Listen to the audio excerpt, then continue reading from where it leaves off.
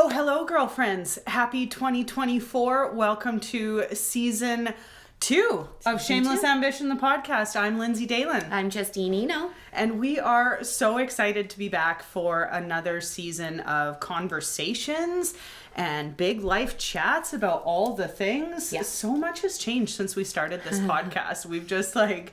It's weird to say season 2 even. It is so weird to say season 2, but you know what? Finished one. I'm really happy that we took the break though, and just took some time for ourselves to kind of regroup over the holidays and spend time with our families and just think about where we want this podcast to go over the next year. And yeah, it's been a cool journey so far. It's been a great one and like a good start to a new year, and just new conversations. And well, you're starting the new year with the most epic tan I've ever seen. I know, extra long holidays for me. I feels like, honestly, and the girls didn't even have school yesterday because it's so cold up here.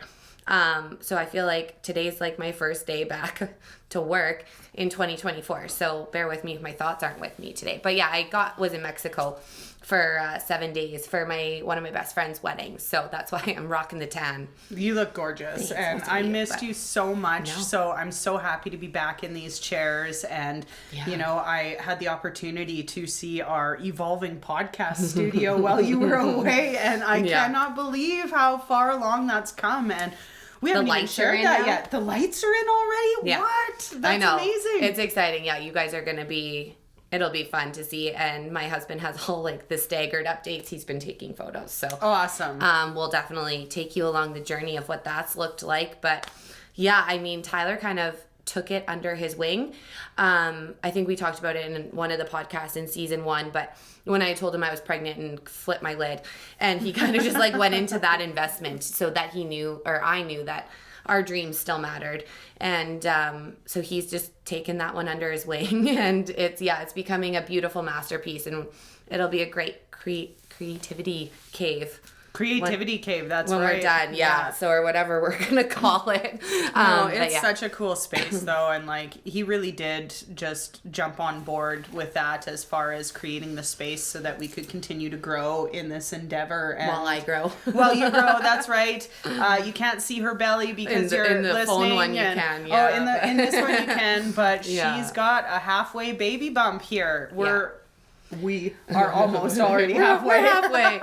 It's actually funny though, because I think it would have been, I don't know, day 2 or 3, and we were in Mexico, and I was rocking a bikini, and I was at that point when we first got there where you couldn't even really tell I was pregnant. I just looked like I had a lot of beer over the summer or whatever, you know, like it's all good, right? I looked like I had the mom pouch essentially, and then I think it was like the day after the wedding, all of a sudden baby Bean just decided to pop on out, and everyone's like, oh, you really are pregnant. And I'm like, yes. So yeah, it's out and about now. Well, you shared the ultrasound, and baby Bean is just punching and kicking away in there and just having a great time. I feel it all. No one else feels it yet, but I'm like, I've definitely, but yeah, everything's good to go. So. But it looks like a baby now. It's not just a little blob in your belly. Like you can see the arms and legs. And it's just so cool that every day, one day closer. Honestly, the first 20 weeks, I mean, I'm coming up on 20 at the end of this week, and it's flown by. Like, I know when you sit in the days, they feel long sometimes, but to be like, oh, we're halfway, I'm actually starting to go into like the point of oh no, it has to come out. I'm in that point of like, like it's not just growing in there, it does have to come out. So that's a different conversation. But yeah, so today I'll get us on track now that we're kind of saying hi again. But we're going to talk about crisis management. Because you had the world's biggest runaround coming home from Mexico. And you're great in a crisis, and I'm horrid in a crisis. So it's like, this is not a podcast where I'm going to be giving much advice. I Googled a little bit, and obviously I have the advice of meditation, but I don't even take my own advice in a crisis. So, but you are really great at handling crisis. I've been in them with you. Crises, yeah. We have been in a few together, and I do think that we're a great balance of each other in those situations. I mean, you know, you can roll everybody through what you were experiencing on your way home from Mexico. And I can my heart was with you the whole time because I could just imagine how you were feeling through that. It was just like, it was the cliche, like when it rains, it pours. It was just like, one thing after another. So we flew back from Cancun because we're so far up north. We have to take 2 flights. We can't do a direct flight. So we flew into Calgary on the Wednesday, and a couple of our friends who also went to the wedding and live in Grand Prairie were smart, and they took the evening flight, like the red eye, from Calgary to GP, and they made it home just fine. But Ty and I were like, no, we don't like that flight. Let's have one more night in a hotel and just relax. And of course we woke up and it was like minus 50 everywhere, but we headed to the airport because our flights were still good, and we're checking in because my one bag was over from all the wet clothes in Mexico. And so yeah, we were at the check-in. The lady sends in my first oversized bag and it goes into the carousel. She throws the second one on and she goes, oh, your flight's canceled. And we're like, what? But my one bag already went through. So we were like, okay. So luckily, obviously, we have a shop in Calgary. So we're like, oh, we'll just steal a truck and we'll drive home. And this was at like 8 o'clock in the morning. On Thursday. Yes. Yeah. But they already had my bag. Right. So we were like, we need that bag back. And so after like an hour with the lady at the front, we had to go downstairs to oversized bag, where she was like, okay, we'll pull your bag and then you guys can head home. So we're like, kill 2 birds with one stone. Tyler left the airport to go get the truck, and I was like, I'll wait for my bag. It'll be here by the time you get back. 3 hours later, it had not been pulled. Oh, no. And I'm like just standing down there. But obviously, again, another like silver lining is my nanny used to be a flight work with WestJet. Right. So we've had so many stories back and forth of how rude people are. And so I have this like understanding that really these people, these ladies, have no power. Not their fault. No, and they're really only giving me the information they have. So, and getting mad at them, they're probably not going to find my bag any faster. Right. So I was just being easy peasy. Ty got to the airport and he's like, still no bag. I'm like, no. So he's like, okay, well, they offered us the 3 o'clock flight. So why don't we just take the 3 o'clock flight? I'm sure everything will be fine. And you had actually just flown that morning from GP to Calgary. Into Calgary. Yeah. So we're like, oh, yeah, it'll be fine. I wish I knew you were still hanging out in the airport. We could have had lunch. Like, I found out later that you were there the whole time. I was there a whole day. Anyway, so yeah, so 3 o'clock rolls. We're getting close to 3. We're supposed to board. So we go down to our gate. They're heating up the plane because the plane is so cold. They have heaters at both doors, whatever. Then we have to do a gate change. So, of course, if you've ever tried to fly from Calgary to GP, your gate changes are across the airport and you have to like run. So we do that. We get there. We waited, I think, 3 hours for them to heat the plane. And they were like, no, we're just trying. We're trying. We're not giving up, though. So we're waiting. And then they come out and they're like, we got the plane heated. And everyone's like cheering because there was a few Karens in the crowd. I love Karens, but like as the expression goes, right? There was a few Karens in the crowd who were not being very nice and whatever. So everyone's kind of feeling this lightness that we're going to fly out. But they were like, the bathrooms are broken. So just go to the bathroom and then we'll board everybody. So everyone runs to the bathroom and then we're all waiting to board. The manager comes out and goes, well, ladies and gentlemen, due to weather, your flight is now canceled. We're all like, okay, cool. So, and Tyler and I are looking at each other being like, if we would have got that bag, we literally would have been home. Right. So super frustrated. I don't deal well in crisis, especially when I'm not with my kids and I'm supposed to be like, that just adds a whole level for me. So I had already missed them so much and I was really excited to see them, and it was just disappointment on top of crisis probably. So I cried the whole day in the airport. Tyler was like, I think there was one point where you cried 3 hours straight. Aww. So I was that lady who just cried. At least I wasn't the angry one, but I was just the one sobbing, doing yoga in the corner. And yeah. So anyway, but we ended up getting our bags after our flight was canceled, and again, grateful. There was so many people that were stranded until Monday. There was no flights out till Monday because obviously they're not going to bump other people who had already had a pre-booked flight. So we were super fortunate that we had our on-site truck and we hopped into that, stopped at Canadian Tire and got some warm clothes and drove 8 hours home. Yeah, you messaged me at 4:30 in the morning that you had gotten home. And I was honestly so thankful and happy to know that you guys had stopped at Canadian Tire, got what you needed, because being on the roads in that kind of weather is no joke. No joke. Like, you do not mess around with that kind of weather. No. Like, it is literally taking your life into your hands, because if something happened, you freeze. You have minutes. Literally minutes. So obviously I trusted Tyler 100%. He's done, like, it's been his whole life driving these roads in these conditions. If we would have had the babies or kids with us, we would have not drove at all. But yeah, I obviously trust his ability, and he said he was okay. So I'm like, all right, I'm not doing the drive. You are. But I knew I had to stay awake for his sake, just so he was feeling alert. You could go co-pilot and I did good till like Valley View. And then I was like, I couldn't even control falling asleep. It was just happening. And I would like wake up 2 minutes later and be like, oh, okay, we're still driving. Like it wasn't good. And I started hallucinating. And then I was like, oh my gosh, is he feeling like this? Because if he is, like, oh no. But yeah, it took us a really long time to get home. And also too, like we were going 80 kilometers an hour because it was so cold, and we didn't want the truck to break down, and just all the things. So it was a run around. Then just to get home and our furnaces not be working. To find my mother-in-law like huddled around the oven with it open, trying to stay warm, and all the kids in the living room under blankets because it was like minus 40. Yeah. So, like so no cold. joke cold. Like a 70-degree temperature change. My skin was like... Exactly. They did it. Just so tight. It was not good. Dry. Yeah, but we did. We made it home and landed in our beds and got the best snuggles. But yeah, then the weekend it was just like power out, no heat. It was just Well, living here in northern Alberta, this is just the kind of stuff that we face on an annual basis. At least 1 week a year. At least 1 week a year we have this like minus 40 to minus 50. There have been times where we live is legitimately the coldest place on It was this planet year Earth. again. Yeah, Yeah, exactly. And Russia. I always say, I'm like, we're friggin' Vikings. The fact that we live here, we must descend from Vikings because to handle this kind of like weather. it right now. No, exactly. You look like a beach baby now. But it's insane.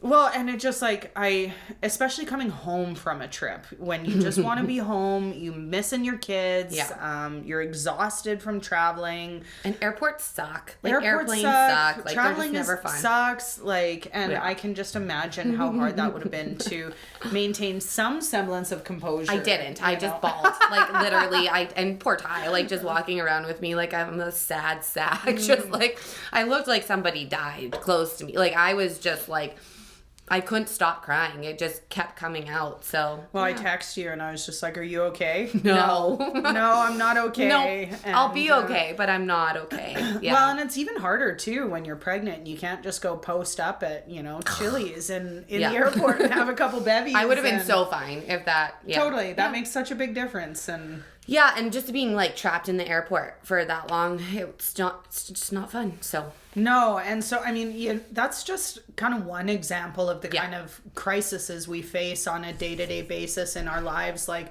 obviously things can get so much worse than that. So I digested it a little bit after we decided what we were going to talk about, and I was like, kind of like dissected myself of like, why do I do so bad in a crisis? And I think it's because it's immediate, unexpected change, and I don't like change. Right. I'm just not that kind of person. I like gradual change where I can like plan it out and think about it and kind of ease myself into it. I'm not the most spontaneous person. So when chaos or a crisis happens, it's usually unexpected, right? That's why it's a crisis, or totally. So I think that adds to like the fight or flight of some people go into fight and some people go into flight and some people freeze, and I freeze.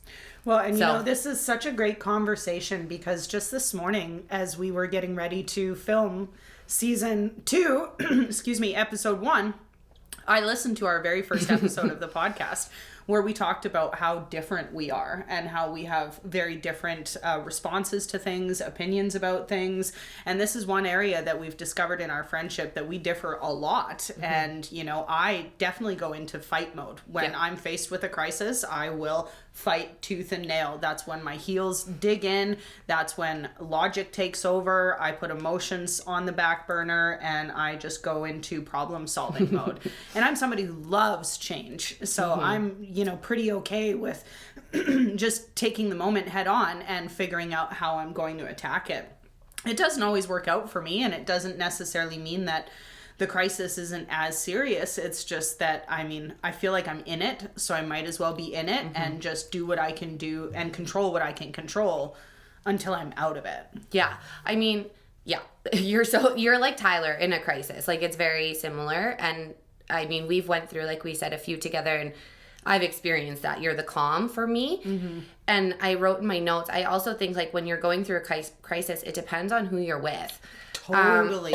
Excuse me. Excellent point. I went through some by myself, or been just me and my kids, and I've surprised myself in staying calm and being rational because I had to. I think I didn't have an option. There was my kids or whoever I was with needed me versus me needing them. But when I'm going through a crisis, especially with my husband, he's my safe space. Right. So I just like, wow, like I just, there's no filter because to me, he's that and I don't need to be that. So I do think that plays a role, obviously, is like who you're with when you're going through the crisis. Absolutely. Your safe space to feel the crisis and to, you know, have that backup, that person to rely on in the moment when you have no choice but to be that person. It's incredible how we can rise to the occasion, right? 100%. You and I faced fire, not ice, fire.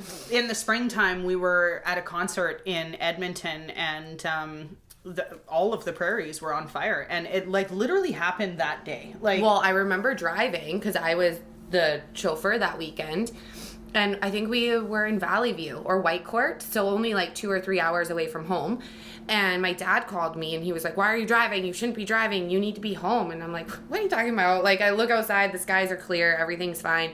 Literally, we roll into Edmonton and our phones were like, meow, meow. Oh, our parents just all over us. And Get home, when we left that morning, there was no crisis happening. No. It was just a normal day. Well, that's what I said. Had we known, we wouldn't have left. For sure. But it was just like everything got so intense so fast that weekend. My husband sent me a picture of the sky from our front driveway, and it literally looked like the sky was on fire. The sky was orange. And where was Ty? He was out of town that weekend. He was on a work trip. So my kids were with the nanny. And like, you were just like, holy man, like, does she need to pack up my house and go bags? And like, my kids are there. Like, what do I do? And I think Angie started in like February or March, and this would have been May. Yeah, she was still so she was like, sure. Yeah, I mean, now if there was a crisis, I'd be like, you got it. Like, I mean, for sure. But that was probably Angie and I's first crisis together. So. Well, and I mean, I think that first night, like, the fires were happening all weekend, and we made the decision to stay because there was nothing we couldn't get home. Anyways. We couldn't get home anyways. There was road closures left, right, and center, and that first night was pretty intense, and actually you and I both had a couple good cries about it that Poor night. Shannon. Like, literally, she was our level-headed Shannon. Old pragmatic Shannon. Thankfully, her husband's a firefighter, so he kept us in the loop with some pretty cold, hard facts of, like, girls, I will tell you if you have to come home. Like, chill out. You're fine. Yeah. But yeah, I feel like we had kind of all stages of crisis management that weekend. Well, yeah, because then Ryan was like our steady on the way home because Shannon was sleeping. Yeah, she was pretty hungover that day. So yeah, so Ryan was like our calm, steady Eddie in the back that on the way home. But yeah. But even driving that day, you know, like, you were definitely feeling your emotions, and we got detoured a couple times, and there were lots of big crocodile tears that day. But you know, I think in just understanding you and your personality and your love languages, it was easy for me to just hold your hand. Yeah, we just held hands. To breathe with you, to just try and keep the mood light. And one of my best tactics in a crisis situation is to look for the silver linings. Yeah. What kind of potential positives could be happening here that can just change the narrative of this situation? What are some good things that I can focus on? And I mean, I think I developed that when Maisie was diagnosed with diabetes. Yeah. Like, it was, here we were thrown into this brand new lifestyle with a critically ill child, and I had no idea how to care for my daughter. But in the moment, I remember being so grateful that we had family, that we had good coverage, so we knew that we could afford to have everything that we needed. And how great, like, Michelle was on top of our day home. Exactly. Like, I find that when life feels really heavy like that and it's chaotic and it just feels like the world's caving in, those silver linings really do help you kind of break out of it a bit. And you see, like, kindness in people, right? Like, that shine that you don't always see. Like, in random strangers, you'll see random acts of kindness of people who are trying to, you know, just help other people, or you find friends who check on you who you didn't think would check on you, or even, like, when we were trying to get home from Calgary earlier or late last week, we started a group chat of all the people who were in Mexico for the wedding, and most of them are from Central. And I know of them, but I got to know them, but so they're all extending couches and places for us to stay if we needed it. So you just never, people show up for you for sure. And you do have to look for those silver linings. Well, it's like that Mr. Rogers quote where he says, look for the people that are helping. When you're looking at a crisis or a chaotic situation, focus on the people that are helping. Yeah. Because that's what's going to move the needle and make the difference and help change the magnitude of the crisis to begin with. And so I think that mentality of just immediately getting into some kind of problem solving mode, you don't have to have it all figured out right away. Conversation. But exactly, just be looking for solutions and really letting go of the things that you can't control. Like, that's the thing with travel, especially in airports. Yeah. Like, we're not in control ever. It's not like I can go out and fly the plane. Yeah, you can go yell at anybody you want to. It's not going to change anything. And I actually watched, like, it was good people watching, like, and I love to just sit back and people watch. But to watch the rude people versus the nice people to these people, and how the nice people were treated a lot better and the mean people were not. And I mean, why should you be if you're going to be a complete asshole to them? Like, that you don't deserve the respect back either. But get it. Like, I don't understand when people think that by expressing their frustration on somebody that really has no authority or decision-making power, like, they can't control anything. No.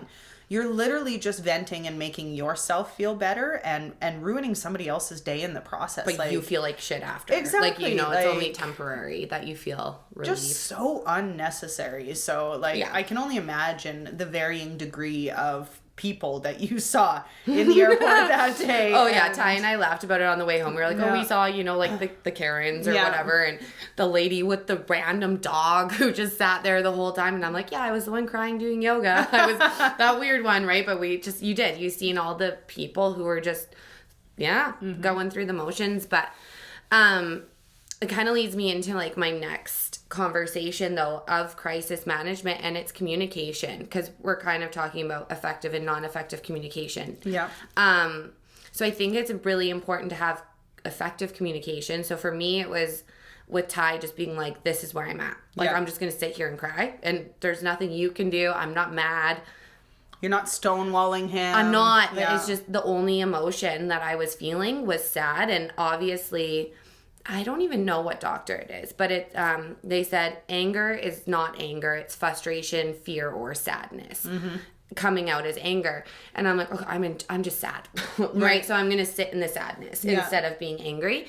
But communicating that to Tyler helped him, because he was like, okay, it's not me. It's, it's whatever. I just need to hold the space. But it could be communication with a friend or a coworker or whatever that looks like. I think that if you're not handling it well, you just need to communicate that. And if you're handling it well, or you think you have a solution, you need to communicate that. It's just really keeping the communication open. Yeah, for sure. And, on that note of communication, being willing to own up to your style of communication, because sometimes you think you're communicating properly when you're not. You're flooded more than anything. And I'm not saying you, just a person in general. Sure, we all get flooded, right? Yeah. And I know for me, when I'm flooded, I don't communicate as well as I do in my normal life. I go quiet. Yeah. I go super duper quiet. And then people don't know what they don't know. I also can have a pretty intense tone when I'm trying to communicate when I'm flooded, and it comes across as very heated. I just think about all the times you're like, Justine, I'm not mad at you, I'm just in work mode. Because she knows me so well that I'll be like, oh, she was upset at me. Well, but thankfully I communicate that to you ahead of time, but I just know that in a crisis I do have to be quite conscious about, like, slowing down my thoughts so that I can communicate more effectively, because I can be a fast and furious type person. I tend to just operate in pretty solid chaos management mode. I can make quick decisions and just accept the consequences. But if I'm trying to deal with somebody who's a very different style from me, I have to change my communication. And so I think that that's something to be aware of when we are in a crisis with people, is like, maybe in that situation, Tyler was having a super off day. Maybe he was really stressed out about that. And you could see that, like, oh, okay, maybe I need to be the strong one this time. And he needs me to talk to him a little bit differently. And maybe I do need to kind of just stop crying for a second and just talk this through with him. Like, adapting our communication style so that it helps the people that we're with. It's like a happy compromise, right? Sure. Like you don't have to try and like fully swing to the other person's mode, but like meeting them halfway and I can tell that too with certain people I'm with who don't know me that well, especially if there is a crisis. I can be very annoying.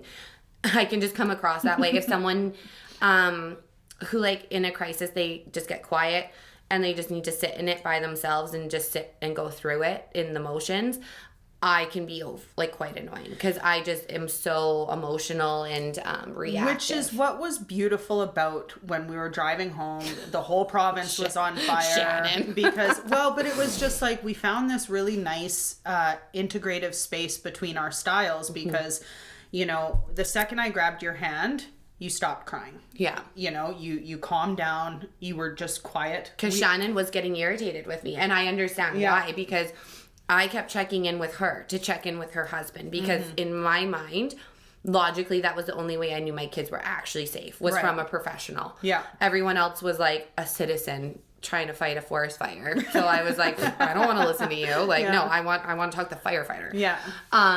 And after a while, but Shannon was great at communicating it with me of like, Justine, if there's something wrong, I will tell you. Stop asking me. And I was like, whoa, okay. But for me, somebody who needs to just kind of sit with it, as soon as I grabbed your hand, you went silent. I could feel you just kind of relax a little bit. You knew you were safe as soon as I was holding your hand. And together we just sat in it. And we've talked about this before, our ability to just share silence together.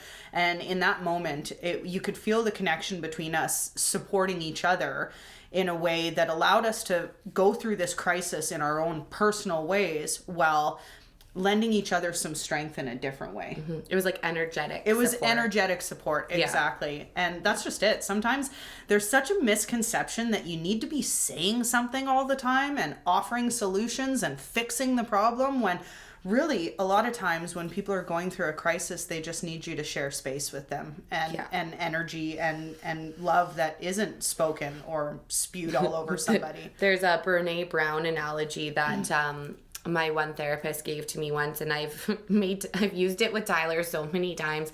Showed him the video because it's so accurate, and it's just like this sad little bear crawls down a ladder into a hole and sits in this dark hole, and it's basically explaining that sometimes you don't need people to help you out of the hole, you just need people to go down and sit in the hole with you. Aww. So right, and it's just right, so sometimes he'll be like, do you need me to be the bear and sit in the hole? And I'm like, yeah, come sit in the dark hole with me. My God, which could sound dirty, so but no. You need to be the bear. But it's true. Sometimes like you don't need to be the fixer. Sometimes you just need to sit in it with that person so that they feel supported and safe, and that's what they need to fix it at the moment. So well, and you know, I was in a situation recently where I was unloading some pretty large feelings that we all have large feelings that just accumulate over time, and I was just in a very safe space to unload these feelings, and there were some solutions and recommendations being offered that I felt like with each solution I was getting more and more kind of flooded. Overwhelmed, exactly. And it was a really, you know, sweet, beautiful moment when these friends that I was with realized that I really just needed a hug. You know, I really just needed them to listen, and I needed a hug, and that's exactly what they gave me. And I walked away from that conversation, you know, still feeling my big feelings, but feeling safe and supported in the space that I was in. And so I think that as far as going through the chaotic crisis moments of life, you know, you alluded to it earlier, just who you're surrounded with is really such a key takeaway. Yeah, which like also like is going to segue into different types of crisis, because I was as dissecting this, I'm like, okay, so there could be like a personal crisis. You could be having a midlife crisis. You know, all these things, an emotional, things that are more personal. You can have a natural disaster sort of crisis or a travel crisis, which those things are definitely completely out of your control. But you can also have like a professional crisis in the work environment. Been there. And I think like ding, that ding, ding. that's worth a few minutes in our podcast today to have a conversation about, because I feel like a personal and professional crisis are handled a lot differently, and they should be. Especially if you're the leader in the professional realm. So if you're the manager or whatever, you should be able to handle a crisis, and if you don't, you should probably get some training. For just sure. In all honesty, because if you are a manager or a leader in any form, people are going to look to you to lead them through the crisis. Absolutely. No, those are critical leadership skills, being able to handle a crisis and direct people and create safety and security when you have people relying on you. From a separate but streamlined kind of conversation on the professional side of things, a few years ago I went through a brutal identity crisis. Holy man, did that suck. You were there. You saw it all go down. It happened on my couch. No, I'm just kidding. Oh, no, you're not, though. Some parts of it, yeah. You know, I'm not necessarily a big crier. I don't cry all the time. I love a good cry every once in a while. I love crying. But during that time, I cried on your couch probably once or twice a week for about 6 months. I just hit a point in my life where I wasn't happy, and I knew that I needed to change things up, but instead of making thoughtful, methodical moves, I thought I was making thoughtful, methodical moves, but hindsight's 20/20, and looking back, I just made very rash, emotional, manic moves that just didn't serve me from a place of authenticity. But now that I've gone through that identity crisis and I spent that time wondering, who am I? You know, like Zoolander looking clean. in the That's pond. The thing. It's like re-identifying yourself is never yucky. Clean. It's gross. And it's a lot of work, and it's a lot of dark work on yourself. Like, and you got to be harsh with yourself. You do. And you got to be willing to be humbled. You got to be willing to get down on your knees and say, wow. I sucked. I suck. Or whatever it is. Or I don't like these things about myself. Yeah. And that in and of itself, being able to take that gross look at yourself, it creates an identity crisis. Yeah. But the silver lining of it all, the beautiful silver lining of something as traumatic as an identity crisis, is if you're willing to do that work, if you're willing to sit with it, learn from it, analyze, grow. I mean, I personally came out of it the most authentic version of myself. I didn't know that I could feel this good. I don't know if you knew your authentic self. I didn't. And you know, like I think that's so huge for us, as we've talked about like authenticity so many times on this podcast. Do you actually know your authentic self, or are you just being your social media self, or are you being who you want your partner to be? Are you being who you want your parents want you to be? Are you being who you think your kids need you to be? You know, there's all these things that come into play, and we make up this person that we call ourselves, but is it actually you? Right. And if it's not, well, then you got some work to do. Yeah. You know, and ourselves are always changing. So we've talked about before, that work never stops. No. Because if we're growing, then we're changing. And then we have to, like, you know, sit in that authenticity and figure out how we incorporate that into our lives. Yeah, and you have to be willing to break those habits, to change the conditioning, to reprogram. Rewire, exactly. Yeah. And it's terrifying. It really is terrifying. So if you're a woman who's going through a transition period in your life like this, where you feel like you're rediscovering yourself and you feel like you don't know who you are anymore, I just want to remind you that you're not alone. You're not the only person to go through this. You're not the only one going through it right now. You're not the only person who's going to go through it forever. But lean in and just keep mucking through the stuff, because eventually the sun comes out, you know, the grass clears, and it's anything you put the work behind too will come to fruition. Yeah. Like, you know, you talk about an identity crisis, right? So if you think about, they say when you are looking for your ideal partner, write all the things you want in them down on a piece of paper, you know, all the personality traits or whatever. Do that for yourself. Like, literally write down, like, this is the person I want to be. And you can be that person. You just have to put the work behind it, you know, if you have to make some changes. So. And make a choice every day. You know, one of my favorite sayings is that the grass is greener where you water it. And so if you spend that time watering yourself, like, there was a time where I was just dead grass, just burnt grass. Just watering everybody else's, admiring the view. Else's, and honestly just giving so much of myself to what I thought other people expected of me, and that really just years and years of that just like picked away at my soul. And it was almost like I had to take it back to childhood of like, Lindsay, who were you? I love inner child work. It's not something I've ever done a lot of, so that was really weird for me. But like, you know, I feel more aligned now at 37 years old with my 7-8-year-old self than I think I ever have, because those things that made me who I was when I was young, and I look at my little daughters and I'm like, oh my God, they have all these beautiful qualities that like I just pray they hold on to as adults, because this is what makes them who they are. And it's only when we get out into the real world and we start having all of these different experiences and trying to become what we think everybody wants us to be, that we lose sight of just who we really are. Yeah, you lose it a You lot. do, yeah. Yeah. I mean, this is a completely different conversation, but I love inner child work. Like it's dark. And, but I think it's really important, honestly, I in agree. any sort of, monumental growth, especially as we get older. I had a few conversations about this with some older ladies on the trip, actually. Cause Did you make a grandma best friend? well, no, okay. So this, Do you remember who was the grandma from Edmonton? my gammy Gam. just wasted outside of a bar. I'm like, can Of you be all my people, grandma? Justine makes best friends with a gam outside of a bar in Edmonton. But yeah, so like I don't need to go into detail, but so my best friend Mallory got married. She married a wonderful man named Coy, but he actually used to be my cousin. So my mom was married to his uncle for a few years when I was younger. So I just like grew up with these people. So we're reminiscing because they're kind of like my old step family. And but we were talking about inner child work and just how when you really want to grow as an adult, you have to rewire. And that, like you said, the rewiring goes back really far. And this is not a diss to our parents or anything, but there's always generational damage. They're damaged from their, it just trickles down. Like, to say no one has that is a lie. So we have to really go back and like talk to little Justine at 5 years old, and when she's having a moment, and tell her like what's actually happening, because when you were 5 you didn't understand it. So it's just rewiring that kind of stuff, and it's dark, but I highly suggest it. So if you need any tips, please reach out to either of us and we can direct you where to go to do that work. We don't do that work, but we could direct you where to go. We like to share our work. thoughts on it.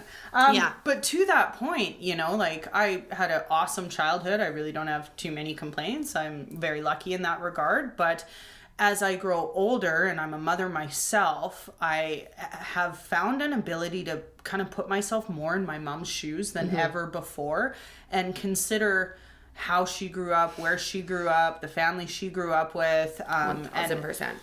And just uncover why she is the way that she is in some respects. And it's just, I feel so much closer to her, being able to understand that now. Yeah, I'm way less angry at my mom. Like, I mean, I can say this because my mom and I have had the conversations, but there was a while there. Like, my mom and I didn't really talk for a while. And then I had babies, and I was like, oh. I don't know. It was just this whole, I was like mind blown of what she actually went through, and then how she dealt with it. I fully understood. There's like this automatic empathy there of just like, okay, like you were coming up in a very different time. You were raising kids in a very different time. You were, I think everybody just shows up and does their best. And there's no way to predict whether or not our best is going to be sufficient or is going to do the right job. So reflecting back on people's circumstances, what their own conditioning might have been, man, things have changed so much for us as parents from when our parents were parents, when their parents were parents. Like, I think that we'd go to jail if we were like in the right, like if we parented like our grandparents parented, right? Like we'd be in jail for like child abuse, for like like the spankings and the wooden spoons and the belts in school, and smoking in the house, just like all these things, right? Which I'm not dissing by any means, like everyone went through it, but now in this generation, if you did that, you would no. I used to sit at the kitchen table and roll cigarettes for my grandma. I did it for my grandma too. She had a big tin of tobacco and the little machine sleeves, was so fun. Oh, it was awesome. I could probably make 300 cigarettes in a day. Child labor. And then she'd take me to the bargain shop and let me pick out whatever I wanted. So, but no, like obviously times have changed. That would be totally unacceptable now. Oh, I should get Aria to stop. No, I'm just kidding. I'm just kidding. Yeah, kidding. That's not okay. Oh. Pack it up, Justine. I'll stop. Yeah. Lock it in. Yeah. So I think that there are, and on the topic of crisis management, a lot of how we approach crisis is based on our conditioning and how we see other people approach crisis in their life, how our parents did it. Exactly. Yeah. And so, you know, if you grew up with parents or people around you that don't handle it well, that don't have the skills to really think logically and strategically in the moment, then that's not necessarily something that you've been gifted. Like, no, my Tyler will always be like, okay, Greg, to me, if I'm like overreact, because my dad is an anxious traveler too. Oh. So it's like, and Tyler nailed it one day. He's like, your dad's anxious to get there, then anxious to be there, then anxious to get where he's going, and then anxious to get back home. Like, it's just this, and I'm like, oh yeah, that's me too. So if I'm overreacting, he'll be like, okay, Greg. It's like, one day we need to write out all of the hilarious nicknames that Ty has for you, and then we'll write out all the hilarious ones we have for him as well. He doesn't even know about those. You guys have so many good nicknames. Greg. He calls me Slim Greg, the most. Slim. Yeah. Slim Shady. I don't know where that's. But no, and I mean, you and Ty are such a beautiful yin and yang for each other, and it's like it's great that you have that ability to balance each other out. But I also have no doubt, girlfriend, that if there was a crisis that you two were facing and for some reason he wasn't handling it well, you would rise to the occasion in a way. There's been a few times. Exactly. But not many. Like, it might not be your default, but I think that there's a strength there that understands when somebody else needs our strength. Yeah. Even if it's the person that we normally rely on for strength. Yeah. No, it's definitely, I'm softer when he's around, right? Just because I know I can be. Yeah. I don't have to be the strong one always. So that's definitely the case. But I'm kind of the same. Like, even when we talk about like professional crisis, I cry. Yeah. I'm just default a crier. I should maybe get a medical bracelet made. Default crying. You know, just like I always cry if I'm if I'm stressed, if I'm anxious, I cry. Yeah. And I mean, it could be worse, but yeah. It's my go-to I mean, reaction. I've definitely cried a few times in professional situations, but this has been a conscious and deliberate intent of like hardening my shell in those situations. I have got a very thick skin.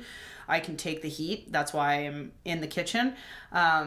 And for me, that's my defense mechanism, is like, I feel stronger with every minute that goes by that I'm not crying, because I think that when we're feeling hurt or when we're feeling afraid or when we're feeling like our backs are against the wall, it's easy to get emotional. And I do consciously make a decision of like, no, I'm going cry later. I'll cry later. Exactly. And I might cry hard later. Yeah. But for me, there's just something in my conditioning, and you know, I've seen my mom do it a million times over. Like, Margaret's a badass, and I've seen her do this in so many different situations in life where she was facing a crisis, and she just takes charge and does what she can to solve it. And I think that's exactly where I get a lot of this from. Oh yeah, and 100%. You know, my dad's just always the guy that's had her back and is there for her, but I don't know anything different. So for me, that's how I handle it. But I also, in becoming friends with you, have identified situations where it is of a benefit for me to be softer and to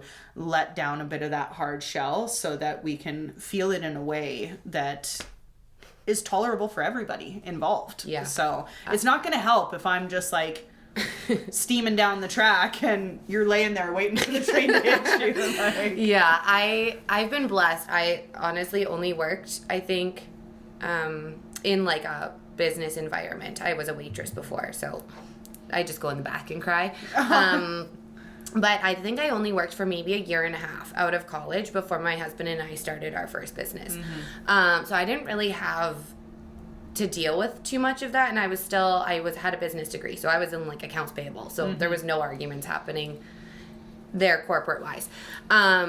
there was a joke always at on-site that if I came into your office, you weren't getting fired because I could never fire anybody. But if Tyler came into your office, you might be a little worried. Mm-hmm. So, and it was just the case, because if I knew someone was getting fired or laid off, I would like not be there or be in it. I get so uncomfortable, and I cry. And obviously that's something to work on. Mm-hmm. But I have been lazy and not, because I haven't had to really, because I've had the luxury of being like, okay, I just get to do charity and philanthropy work now. Mm-hmm. So that crying is welcome there. Right. So, but whereas I've watched, obviously you like have talked to me about stuff, and you've had to have lots of conversations around lots of tables with lots of big people and lots of big personalities and lots of, in particular, men. Well, yeah, I'm not like, do I say it? No, yeah. Let's call a spade a spade. Don't I mean, some women can like put up that vibe too, but yeah, they want to intimidate you. Yeah. And you have worked so hard on, you said, like creating the skill set to sit at that table. I have created the skill set to sit at that table with Tyler. Right. Knowing he has my back, or, you that have my back. Not my strongest quality. But yeah. I think the, kind of little moral of that story is that, like, those skill sets are attainable. Mm-hmm. You can cultivate those skill sets. For sure. I wasn't always able to sit at a table with 6 to 8 men and feel confident and comfortable in the room. But what I learned over time and time again was that the more I control what I can control, the better equipped I am to handle it. When I can go into these situations and immediately take charge of my surroundings, establish my presence, speak so that I'm being heard, speak clearly, think about what I'm saying, then it's almost like their backs go down a little bit. Oh, yeah. But I just, that's what I mean. It's like what Ashley Collingbull said. You deserve to stand there, right? Absolutely. Like the second you know you deserve to stand there. Yeah. It helped. But yeah, you have to work on it. Well, and that's just it. When you cultivate that kind of strength in uncomfortable situations, when you know how to face something and you know it's going to feel yucky, but you just have that talk with yourself of like, okay, no matter what, I'm going to be okay. No matter what. It'll end. It'll end. Exactly. This is not forever. That's kind of on like the day-to-day crisis side of things, of dealing with those difficult situations. But I think we'd be lost on this conversation if we didn't mention like the big life crisis, when we experience unexpected events that alter everything in our world as we know it. When we lose a loved one, when we have a family member diagnosed with a critical illness or disease, when there are just those big things that those like losing your house, or like just there are some things, some crises that don't necessarily end. They will go on forever. Yeah. And so at that point you have to find those new skills and look for those new silver linings, because oh man, you can let it hurt for a long time if you don't actively find a way to address that crisis. Well, there was in my yoga teacher training, one of the other students said something, and it kind of stuck with us through our whole training. It was like, oh, that person only has so many tools in their toolbox. Like, mm-hmm. they don't have the tool. Mm-hmm. They're not going to know how to fix it. And I know it's a very common analogy or phrase, but it's so true. But it's also true to remember you can always go out and get more tools. Absolutely. It's not a commodity. You can go and get whatever you want. Sometimes you have to pay for the tool, but mm-hmm. you have the ability to get the tools if you want to get the tools and add them to your toolbox. It's like, if you've never actively had to face grief or the loss of a loved one, you don't probably have those tools, right? No. And that's okay, but identifying you don't want to be a part of the club. Exactly. That's the worst club to be a part of. But understanding that it's like, okay, I have to figure out what skill sets I need to be able to carry on and to move forward mm-hmm. in life. Yeah. And there's so many tools out there that there's no one size fits all solution. But I think that, again, coming back to that, look for the silver linings, look for any bit of ray of sunshine that you can, strength that you can. That's really what carries you through until the clouds start to part. Well, and you build resilience, right? Yeah. So every time you sit at that table, or every time you go through a crisis, and you make it through, you have that moment after of being like, oh, we made it, we're here. Take that moment. Don't waste that moment and just be like, okay, we made it through. Take that moment and be like, what did I do awesome? Yeah. What did I not do so awesome? What are the silver linings? What could I how can I build more resilience? Because something similar is probably going to happen. You know, it might not be the exact same, but they're never going to stop. So, well, and by identifying what you didn't like about how you handled it is how you build the strength to change it the next time. That's how I have such a thick skin in these intense business moments, is because I've just been there so many times.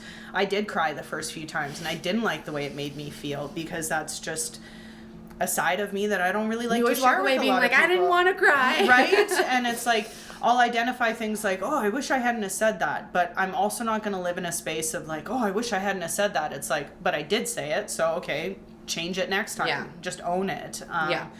But we all have the ability to grow those skill sets and to just be better every day. I love the saying, you've made it through 100% of your bad days. Mm-hmm.